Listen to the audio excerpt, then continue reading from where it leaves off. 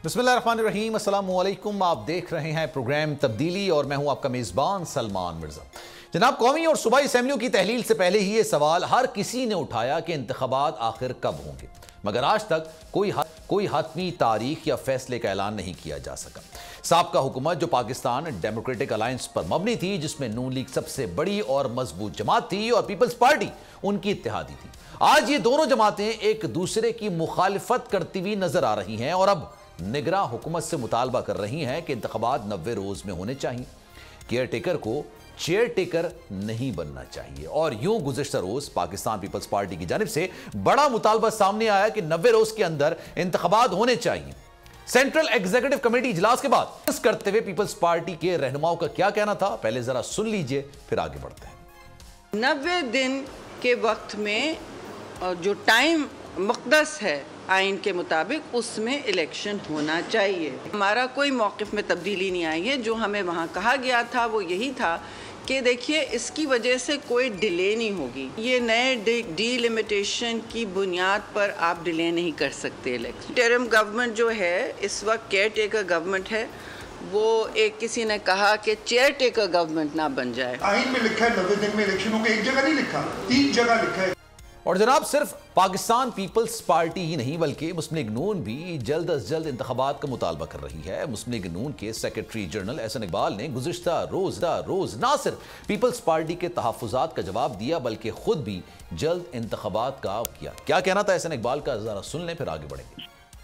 उसकी मंजूरी दी गई थी तो सब पार्टीज को बखूबी इल्म था कि आइन का क्या तकाजा है, कानून का क्या तकाजा है। कोई वहां पर बात नहीं हुई, ना कोई ऐसी यकीन दहानी किसी को कराई गई। हमारी भी यही इंटेंट है कि इलेक्शन जल्द से जल्द हो। इन तमाम जमातों ने नई सेंसस को साइन किया है, एग्री किया है, तो आइन और कानून का तकाजा है कि उस मर्दमशुमारी के रोशनी में नई हल्का बंदी की जाए। हमें इन आइनी मामलात पर सियासत नहीं करनी चाहिए।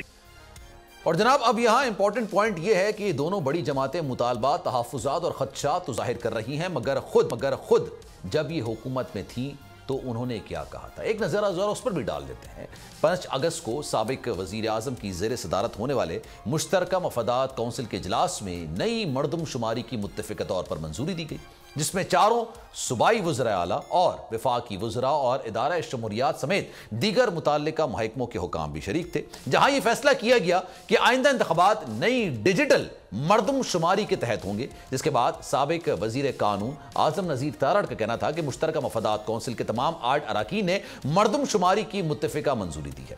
उनका यह भी कहना था कि हल्का बंदियों का काम 120 रोज में होना है। कौमी असेंबली में तमाम सूबों की नशिस्तों का हिस्सा वही रहेगा। आइन के आर्टिकल 51 के तहत आम इंतखाबात शाया की गई मर्दमशुमारी के मुताबिक ही होंगे, जिसके बाद यह आवाज उठी कि डिजिटल मर्दमशुमारी 2023 के नताइज की मंजूरी की सूरत में इलेक्शन में ताखीर का खदशा पैदा हो गया है। साबिक secretary election commission Kanwar Dilshad ने भी इस हवाले से बताया कि सीसीआई ने मर्दमशुमारी की मंजूरी दी तो इलेक्शन 2024 तक हो जाएंगे। उसूली तौर पर अगर मुश्तरका मफादात कौंसिल की सिफारिशात पर नई डिजिटल मर्दमशुमारी के बारे में नोटिफिकेशन जारी होता है तो आइन के आर्टिकल 15(1) का सब सेक्शन 5 के तहत इलेक्शन कमीशन पाकिस्तान असर-ए-नौ हल्का बंदियां कराने का कानूनी तौर पर पाबंद है।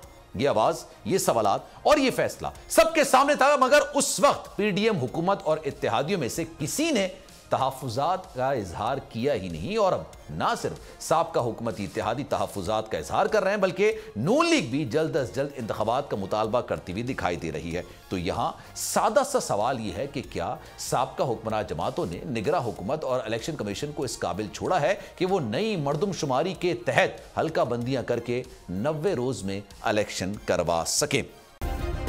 सब्सक्राइब करें और बेल दबाएं ताकि कोई खबर रह न जाए।